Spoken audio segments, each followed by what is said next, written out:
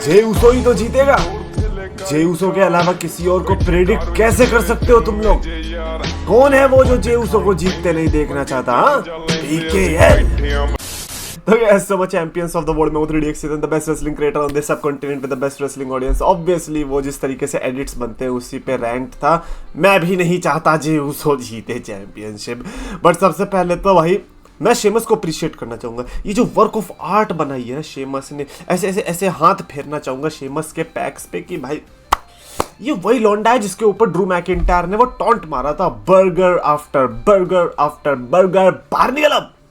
कौन सा बर्गर दिख रहा है मुझे बताओ शेमस के छाती पे बताओ। ये फायदा होता है एक्चुअली में, उसका जो फिटनेस वाले यूट्यूब चैनल है ना वर्कआउट्स वाला, उसका फायदा मिला है शेमस को कंप्लीटली। ऐसा नहीं है कि भाई रेसलिंग करनी है इसीलिए इस बंदे ने बॉडी बनाई है, ना ना ना, बंदे को कोलैब करना है दूसरे सुपरस्टार्स के साथ। और कितना बुरा लगेगा अगर डकोटा काय इसे हरा रही है वर्कआउट में, इसको भी तो अपनी इज्जत बचानी है ना, तो इसलिए बंदे ने बॉडी बना ली। एंड मैं सही में कहूंगा ये बंदा नहीं लगता, मेरे को अब भी लगता है 2009 का ही टाइम चल रहा है, अपना ये डेब्यू करने आया हुआ है। कहाँ से लग रहा है ये बंदा? ना तो कभी बूढ़ा लगेगा और लड़ते टाइम तो बिल्कुल भी नहीं लगता। आई थिंक रे मिस्टीरियो की कैटेगरी में ही मैं शेमस को डालना चाहूंगा। हालांकि रे मिस्टीरियो इससे बहुत पुराना है, लेकिन फिर भी शेमस से वो फील आती है। भाई ये बंदा अगर बूढ़ा हो गया ना तो मैं समझ जाऊंगा कि बस हमारा भी टाइम जल्दी आने वाला है। अच्छा अभी हम बात करते हैं इस वाले ट्वीट की। मैंने देखा उसमें लिखा था कि जे उसो से हारने के बाद, मेनिया में हारने के बाद मेरे को इस चीज में कोई भी प्रॉब्लम नहीं होने वाली कि गुंथर और काइजर के पास चैंपियनशिप्स आ जाए, वो भी टैग टीम वाली।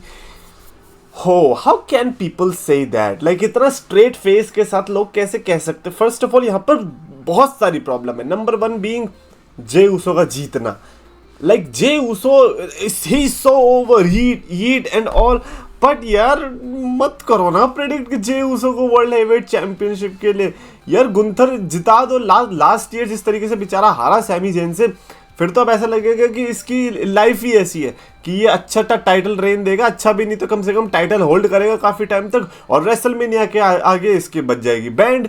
और अब जे उसो से जैसे से अगर हारने लग गए फिर तो हो गया काम। जे उसो वही बंदा है जिसको बॉस ग्रेसन वॉलर आके टीज कर रहा है कि भाई इसका टैग टीम पार्टनर पता है कौन बनेगा रॉ में? Top ropes. तब सोच रहा है ग्रेसन वॉलर से तुम्हें टीज होना पड़ रहा है क्योंकि तुमसे बॉच हो रहे मूव्स और तुम वर्ल्ड हेवीवेट चैंपियनशिप जीत रहे हो, वो भी गुंथर जैसे सुपरस्टार्स को हरा के। और तुम्हारी इतनी हिम्मत हो रही है ये कहने की कि भाई गुंथर और काइजर के पास टैग टाइटल्स आनी चाहिए, इसलिए गुंथर ने मेहनत करी थी। मैं इस चीज के बिल्कुल सपोर्ट में हूं कि लुडविग काइजर के पास चैंपियनशिप आनी चाहिए, but at what cost? At what cost? I am not saying कि जे उसो के पास वर्ल्ड हेवीवेट चैंपियनशिप कभी नहीं आनी चाहिए, जो उसने करा है अचीव उसके लिए आनी चाहिए। बट पिछले 1-2 महीने में जो चीज़ हमने हालात देख लिए, मैं चाहता हूँ कि जे उसो रेसलमेनिया में तो ना जीते, बट क्योंकि मैं इतने कॉन्फिडेंट से बोल रहा हूँ तो आई थिंक जे उसो ही जीतने वाला है। बट ये मेरे को डेफिनेटली इस ट्वीट के बारे में आप अपने थॉट्स लिख के बताना। व्हाट यू गाइस थिंक कि गुंथर एंड लुडविग काइजर के पास टैग टीम टाइटल आ भी गई तो क्या होगा? ज़्यादा से ज़्यादा यही होगा कि भाई 100 दिन तक ये लोग गायब रहेंगे, 100वें दिन आएंगे और WWE इनका टाइटल हटवा देगी। And now let's congratulate our favourite, our very own favourite, जिसके हम पहले प्रोफेशनल हेटर हुआ करते थे, that is Cody Rhodes. Cody freaking Rhodes, let's just say that, क्योंकि ओनली बंदा जिसको फ्रिकिंग लगाने की जरूरत है इस समय पर वो कोडी रोड्स है, ना कि वो चमन भटूरा, ना कि वो बंदा जिसको सिर्फ दूसरों की जीत लेने से ज्यादा और कुछ नहीं आता, ना कि वो बंदा जिसको रोमन रेंस की हेल्प के बिना एक स्टील केज मैच नहीं जीता जाता। कोडी रोड्स को कांग्रेचुलेट, कोडी फ्रिकिंग रोड्स के लिए कांग्रेचुलेशंस कि उसने 350 डेज पार कर लिए हैं एज WWE चैंपियन, और 2 हफ्ते बाद उसका 1 साल भी पूरा हो जाएगा एज WWE चैंपियन। सो ये pretty good run I would say. Like at least last के डेज में तो मजा से ही आ गया। वो कोडी रोड्स और केविन ओवेंस वाला मैच ले लो, रंबल वाला, और अब ये स्टोरी लाइन ले लो कोडी एंड जॉन सीना की। Like it is just incredible. I am so like happy. मैं तो कह रहा हूँ तोड़ दो यार रोमन रेंस का टाइटल रेन। ये नहीं टूटने वाला।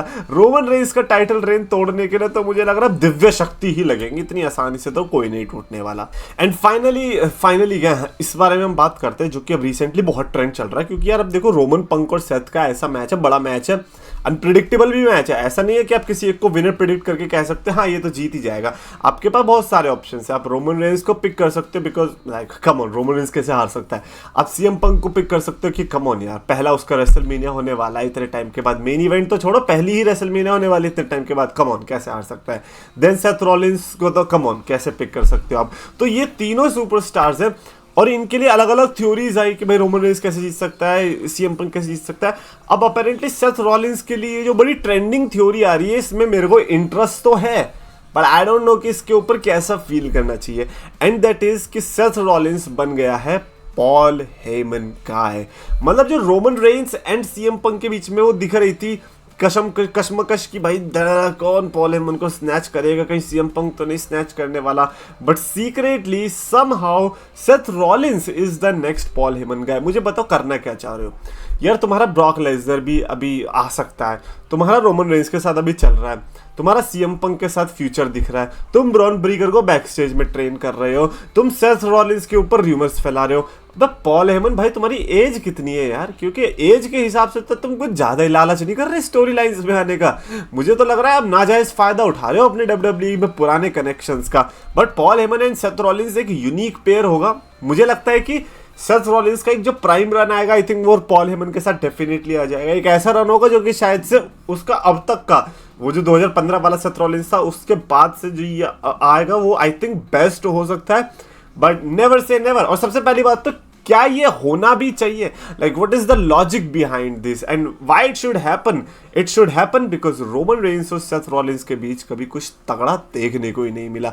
सो अगर Seth Rollins and Paul Heyman साथ में आते तो Seth Rollins and Roman Reigns की फ्यूड और फ्यूल होगी। एंड नॉट जस्ट दैट, मैं तो कह रहा हूं कि इन तीनों लोगों की ही फ्यूड आपस में फ्यूल हो सकती है। लाइक लिटरली हमें एक ऐसी फ्यूड देखने को मिल सकती है जिसमें 3 बंदे हैं और वो 1 साल तक इस फ्यूड को खींच रहे हैं। कभी सेथ वर्सेस पंक हो रहा है, कभी सेथ वर्सेस रोमन हो रहा है, कभी रोमन वर्सेस पंक हो रहा है। लाइक वो जो कॉम्बिनेशंस बनेंगे बहुत इंटरेस्टिंग हो सकते हैं। एंड मैं कहूंगा कि पॉल हेमन और सेथ रॉलिंस, भले ही मुझे अंदर से बुरा लग रहा है कि क्यों यार इस भटूरे के पास जा रहे हो, बट फिर भी आई नो कि यार Seth Rollins and Paul Heyman का अलाइन होना साथ में is a huge deal. Paul Heyman himself is a huge deal, और अगर वो ऑलरेडी किसी एक बड़े स्टार के साथ जाता है तो भाई फिर तो क्या ही होगा वो तो हमें पता ही है। बट सीएम पंक हारना नहीं चाहिए रेसलमेनिया में। कर लो अपनी फैंटेसी पूरी कर लो, पॉल हेमन के साथ आ लो, लेकिन अगर वो हार गया ना तो भाई जिंदा नहीं छोड़ेंगे हम, बस ये है। और जाते जाते मैं एक और चीज कहना चाहूंगा कि यार ट्विटर पे अब भी लोग कहने लग जाते हैं कि यार ब्रॉक लेसनर मेरे को फील आ रही है कि रेसलमेनिया में रिटर्न कर सकता है। अब वीरे वो पिछले साल की रॉयल रंबल से फील आ रही है लोगों को, अब तक नहीं आया। फील आने से कुछ नहीं होता, वो जो जज के पास वो है ना जो उसका लॉ सूट है उसमें से नाम हटाना पड़ता है, फिर अपने आप फील आ जाएगी, फिर सब आ जाएगा, फिर ब्रॉक लेसनर खुद आ जाएगा चल के, उसे वो प्लेन में भी नहीं आएगा, फिर वो भाग के आएगा कह रहा मैं आ रहा हूँ। बढ़ा फील तो वैसे मुझे भी आ ही रही है। But anyways that's it for this video. Definitely comments में अपने थॉट्स लिख के बताना। अगर आपको वीडियो पसंद आए तो प्लीज लाइक शेयर और चैनल सब्सक्राइब करो।